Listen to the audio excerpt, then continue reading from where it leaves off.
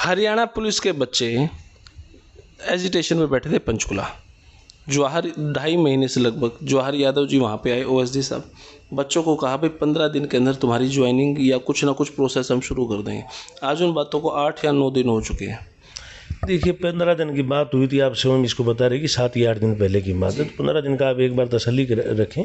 तो बेरोजगारी का मुद्दा देखा, सीईटी का मामला देखा, हरियाणा पुलिस का मामला देखा, किसान नाराज कर दिए, सरपंच नाराज कर दिए, कर्मचारी नाराज कर दिए, विद्यार्थी युवा सारे के सारे नाराज कर दिए। अब सरपंच अपने किस लिए क्यों विरोध करने, बहुत से सरपंच हमारे पक्ष में हैं। ये राजनीतिक मुद्दा भी है, पार्टियां इसका, विपक्ष की जो पार्टियां निश्चित तौर पर लाभ उठाने की कोशिश करती हैं, वही कारण है। अन्यथा बहुत बड़ी तादाद में सरपंच हमारे साथ हैं। सबसे बड़ा मामला है गौ भक्तों का।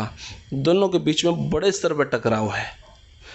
कुछ वर्ग का कहना है कि उन्होंने उनको पकड़ के गाड़ी में ही जला दिया। कुछ लोगों का कहना है कि पहले थाने में ले गए फिर लाके जलाया। सरकार चुप है। देखिए ये काम है प्रशासन का।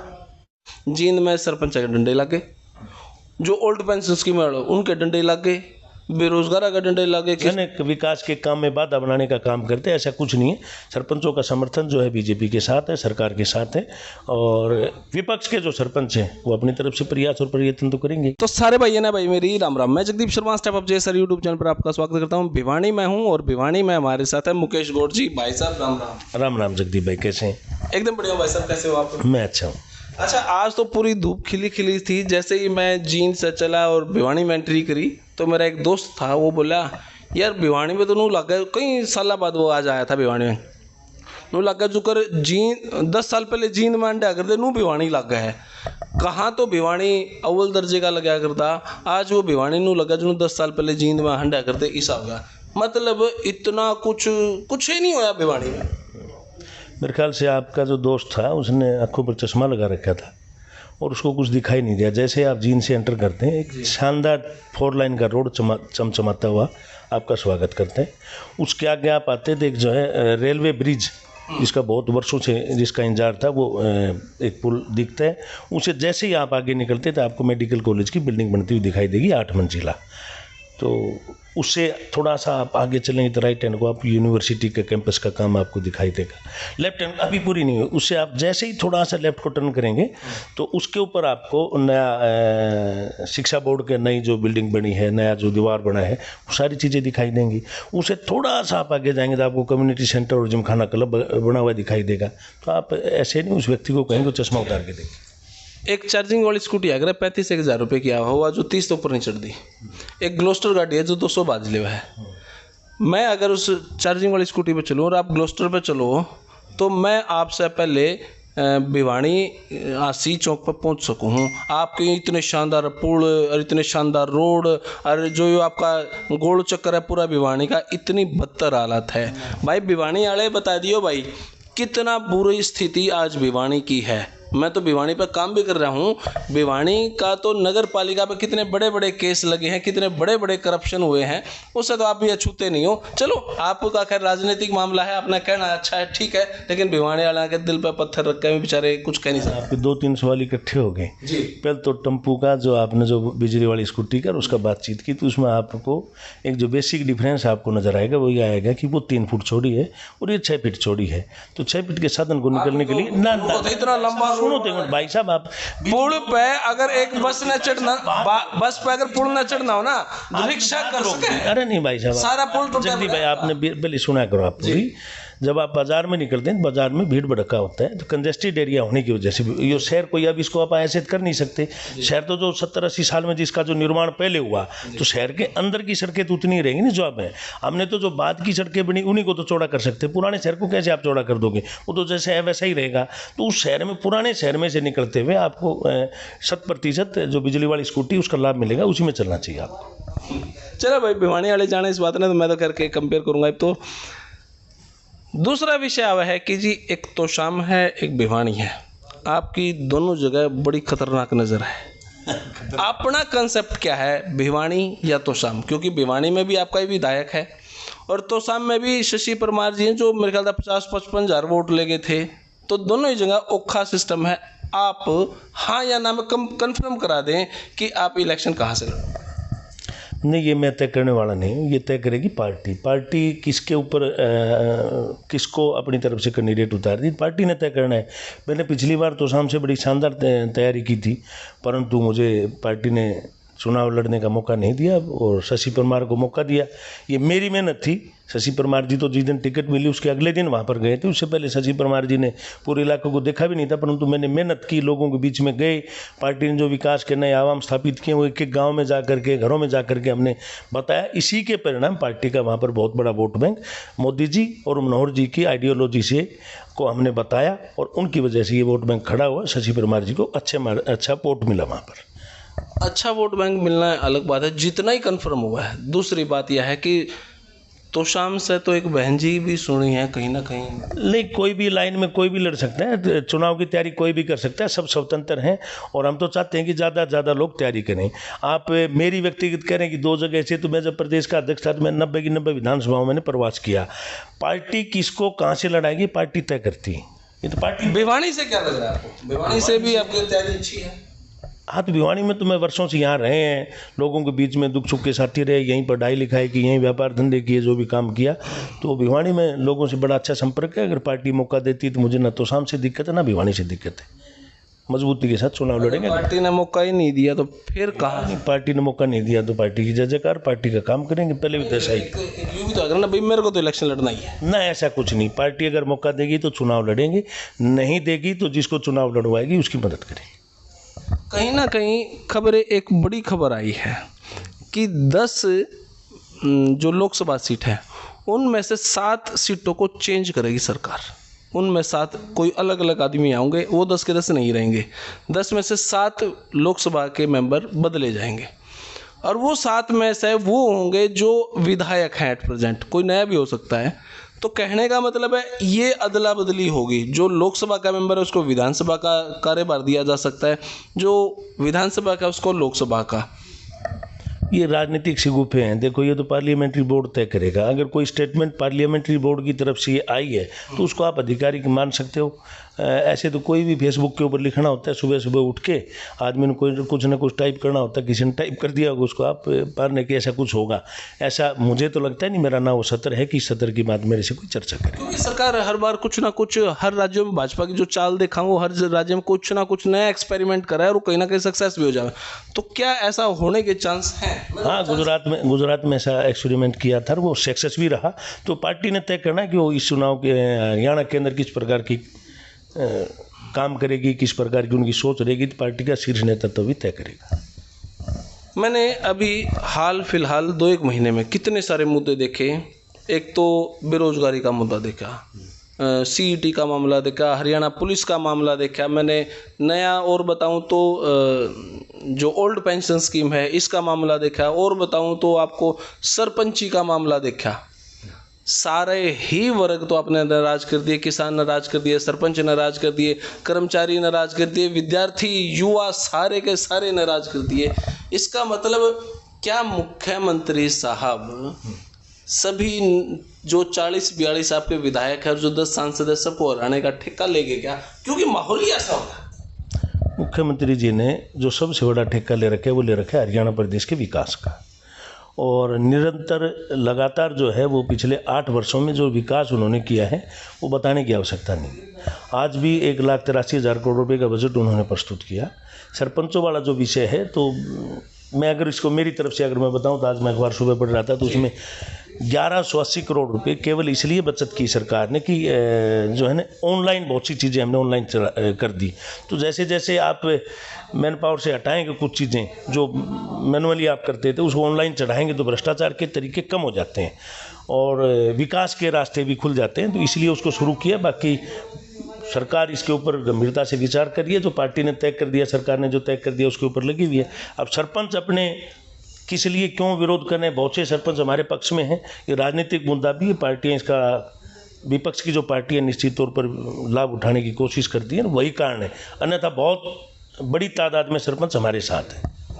सरपंच आपके साथ वही होंगे जिन्होंने आगे राजनीति में कुछ फ़ायदा उठाने के चांस हैं, अदरवाइज तो बहुत सारे ये वो सरपंच जो भाजपा का झंडा उठाया कर दे आज में भाजपा के खिलाफ है। क्यों खिलाफ है? मैंने कल परसों देखा जींद में सरपंच के डंडे लगे, जो ओल्ड पेंशन स्कीम वाले उनके डंडे लगे, बेरोजगार का डंडे लगे, किसाना का डंडे लगे, सब कितने सरपंच थे जब आपने? जींद कंस्टिट्यूएंसी में जितने गांव हैं, जितने सरपंच हैं, सब का डंडे लगे। जींद के अंदर गांव इतने हैं, सरपंच मिलेंगे आपको 10% मुश्किल से, 10-15% इसलिए कि वो कांग्रेस या इनेलो या दूसरी पार्टियों से जुड़े होंगे, वो लोग अपनी तरफ से काम करेंगे। हम भी जब विपक्ष में थे तो हमने विपक्ष, परंतु हम जिम्मेवार विपक्ष की भूमिका निभाते थे। ये दूसरी तरीके से जो है ना विकास के काम में बाधा बनाने का काम करते हैं, ऐसा कुछ नहीं है।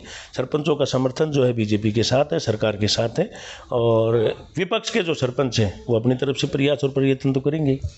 कोई भी आंकड़ा ऐसा नहीं लगा, मैं फिर से यही सरपंचों के नाम लूँ, किसानों के नाम लूँ, बेरोजगारों के नाम लूँ, सब के नाम लूँ ना, कोई भी आंकड़ा ऐसा नहीं बचा कि भाजपा ने अपना वोट बैंक बनाने की कोशिश करी हो, इनको खुश करने की कोशिश करी हो और सोचा हो कि भाई हाँ आगे तो जीतेंगे।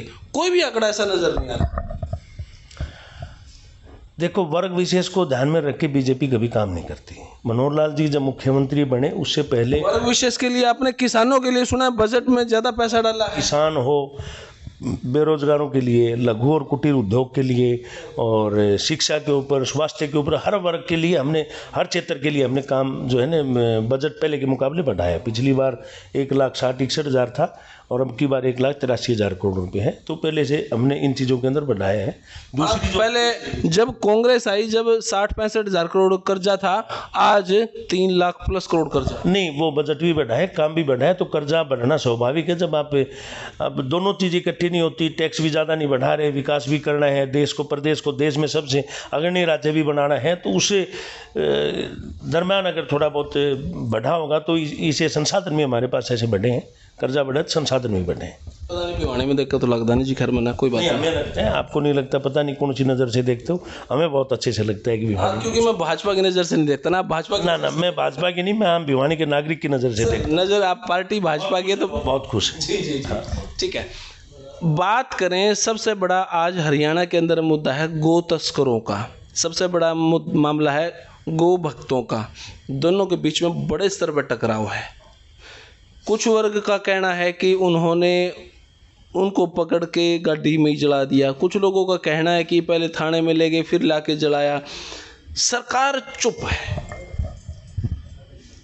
देखिए, ये काम है प्रशासन का, सरकार हर विषय पे नहीं बोल सकती, ये काम प्रशासन का है, प्रशासन अपना काम अच्छे से कर रहे हैं। और जो लोग ये बोलते हैं कि पुलिस ने पकड़ा और उनको पकड़ा जो है ना गो भक्तों को उनके हवाले कर दिया, गो भक्तों के हवाले उनको कर दिया, ये बिल्कुल सरासर निराधार बात है। कुछ बोलने के लिए बोलना होता है तो इसलिए बोल दिया। और देखिए, इसमें कोई दो राय नहीं कि गौ माता जो है हमारी आस्था का प्रतीक है, और हमारा मानना है कि इसके अंदर 36 कोटि देवी देवता विराजमान है। हम उसी प्रकार की पूजन और ये चीज़ें करते हैं। भले ही आदमियों को जला दे, नहीं, उनको जलाया, ये गो भक्तों ने जलाया, किसने जलाया, ये एक जो है जांच का विषय है। इसको आप केवल और केवल संवेदनाएं आपकी गौ निश्चित तौर पे गौ माता की तरफ है, मैं गौ को माता मानता हूँ। मेरे घर जो जले उनके प्रति कोई संवेदना नहीं, संवेदनाएं हैं, इस प्रकार निर्मम हत्या नहीं होनी चाहिए, मैं भी इसकी आलोचना करता हूँ। परंतु गौ हमारी जो है ना माता है, आज से नहीं, कच्ची पहली से पढ़ते आए। जो इनके साथ हुआ उसकी मैं भी आलोचना करता हूँ कि ऐसा नहीं होना चाहिए था, परंतु गौ माता के साथ भी ऐसा नहीं होना चाहिए। निर्दयता गौ माता के साथ भी नहीं होनी चाहिए जी। तो अब आने वाला समय क्या लगता है, क्योंकि भाजपा की कार्यकारिणी, प्रदेश कार्यकारिणी मीटिंग भिवानी में हुई, तो भिवानी के लिए कोई स्पेशल एजेंडा फिक्स किया गया है, कुछ नया आपके दिमाग में आया है या कुछ नया प्लान तैयार किया? देखिए, जब से इस प्रदेश के अध्यक्ष श्रीमान ओम प्रकाश धनखड़ जी बने हैं, तब से उन्होंने तय किया कि कहीं भी रिपीट जो है वर्किंग कमेटी की मीटिंग नहीं होगी, हर बार एक अलग ज़िले के अंदर वर्किंग कमेटी की मीटिंग होगी। तो अब की बार भिवानी का नंबर था, भिवानी में या दादरी में से किसी एक में होना था, तो भिवानी के अंदर हॉल वगैरह थे, हमारे पास व्यवस्थाएं थी इतने लोगों के रुकने की, तो ये इस नाते से भिवानी में, अलग से कोई कारण नहीं कि भिवानी में ही क्यों, भिवानी में इसलिए कि हर बार किसी एक ज़िले में होनी है, तो एक ज़िला अब की बार भिवानी था।